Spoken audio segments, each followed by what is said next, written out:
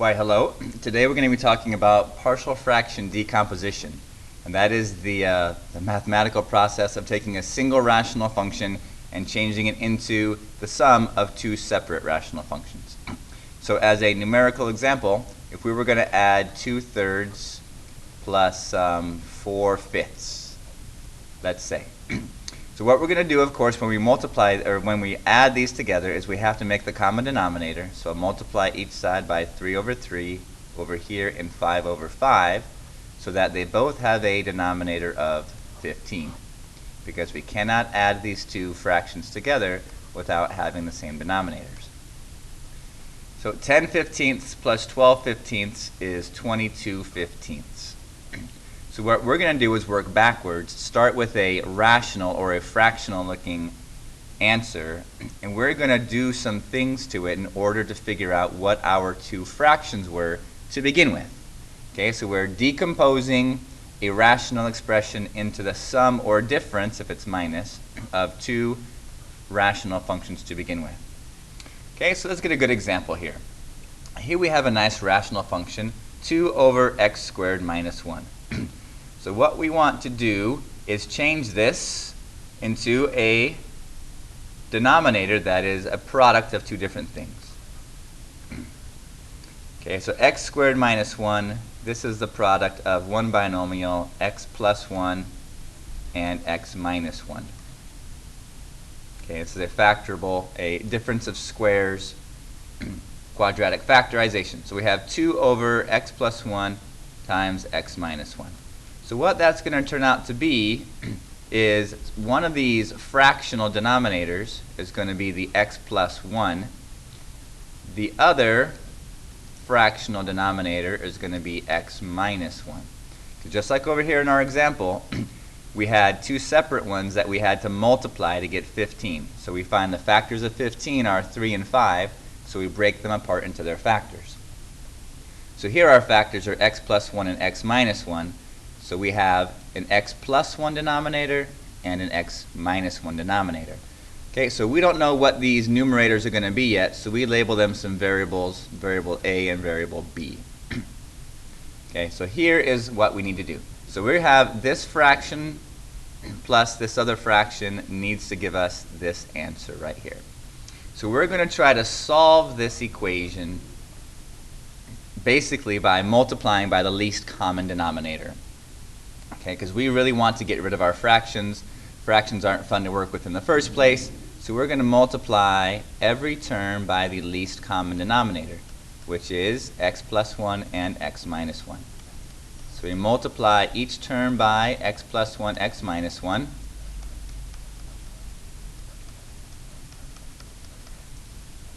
Which allows us to cancel some things. So multiplication, we can cancel out the x plus 1s and x minus 1s on this side, leaving me with a variable of 2. Over here we cancel out the x plus 1 and the x plus 1, leaving me with a times x minus 1.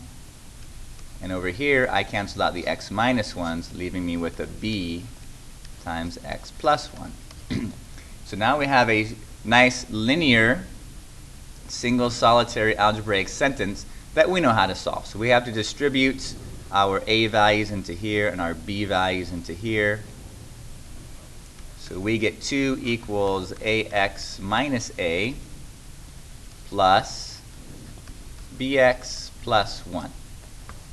Okay, so you'll notice here we have x to the first power and x to the first power. So this is going to be a linear type of equation. So over here on this side we also have a linear equation. I know it doesn't look like a linear equation, but we have some mx plus b. So m is the slope, x is your variable, and b is your y-intercept. Well, we can make this into a 0x plus 2. Because what we have on this side is a linear equation. So this is going to be a linear equation. And we're going to turn this into a linear equation also. So we get our x things together. Okay, ax has an x in it, bx has an x in it, so we group those together. And then we're going to, sorry, this should be a b, shouldn't it? Yes, it should be. And then we're going to get our constant terms, or our non-variable terms together over here.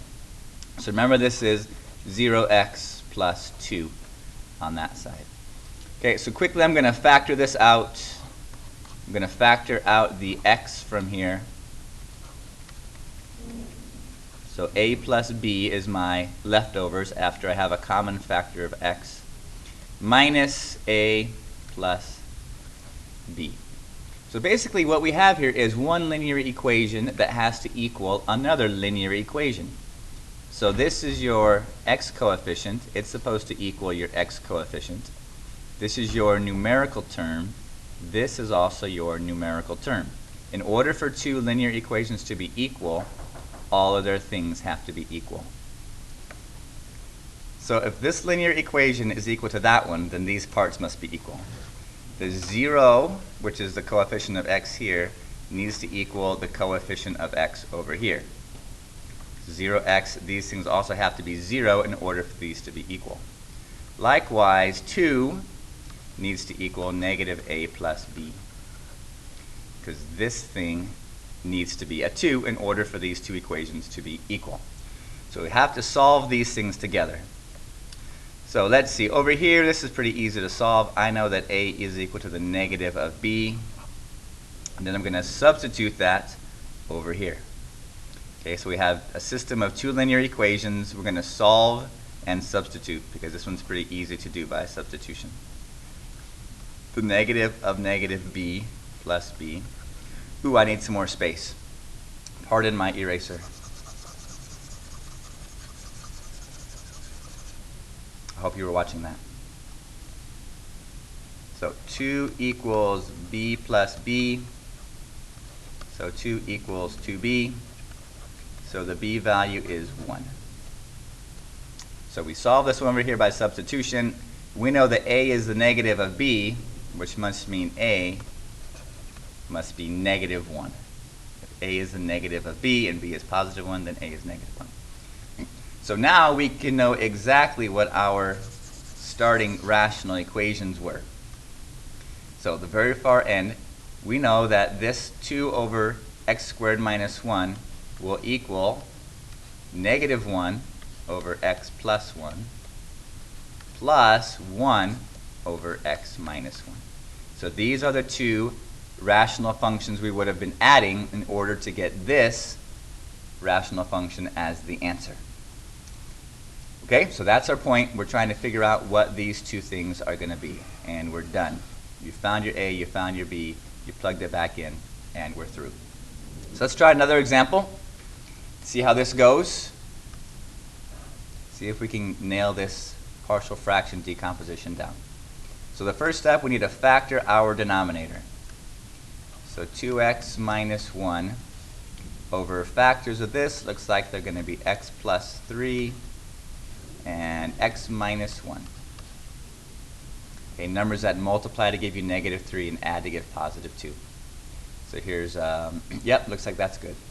So we're going to break this apart into something over x plus 3 plus something else over x minus 1. Okay, so we take our addition problem and we change it into multiplication. Okay, our denominators only. We only are concerned about the denominator. And then we split this denominator into two separate fractions by themselves. And now we multiply by our least common denominator, so all this stuff. X plus 3, x minus 3. Okay, once again, we're multiplying by the least common denominator so that we can cancel out these fractions and deal with a non-fractional linear equation. Okay, so once again, both of these things cancel. 2x minus 1. The x plus 3's cancel. A times x minus 1. The minus 1's cancel on this last term, plus b times x plus 3. So now we have to distribute and create a linear equation out of this right side stuff. Ax minus a plus bx plus 3b. Remember, this is still 2x minus 1. So I get my x things together over here. That's ax plus bx. And then I get my constant terms together, negative a plus 3b's. Okay, I'm going to factor out my x's here because I want to find my slope, basically, my slope constant, my coefficient of x. And over here I still have minus a plus 3b. So once again, now I have that this coefficient needs to equal this coefficient, the sum. So 2 needs to equal a plus b. The coefficient of x has to equal the coefficient of x. And likewise, negative 1 has to equal negative a plus 3b. The constant over here needs to equal the constant stuff over here. Okay, constant because it has no variable. So we can solve it however you want to solve it. Let's solve it for a over here once again and use substitution. So a is 2 minus b. So we substitute back into this equation. We're trying to solve this system of linear equations.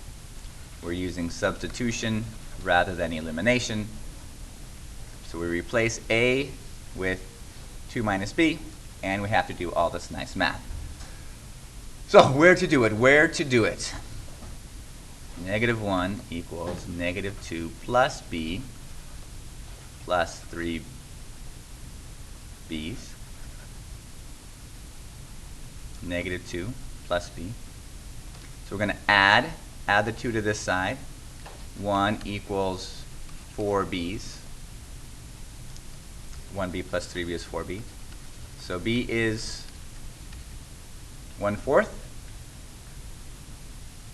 Not a pretty number, but still a number nonetheless. And if we plug it back in over here, 2 minus 1/4 is 1 3/4 is the value of a. So our final answer, let me erase some stuff.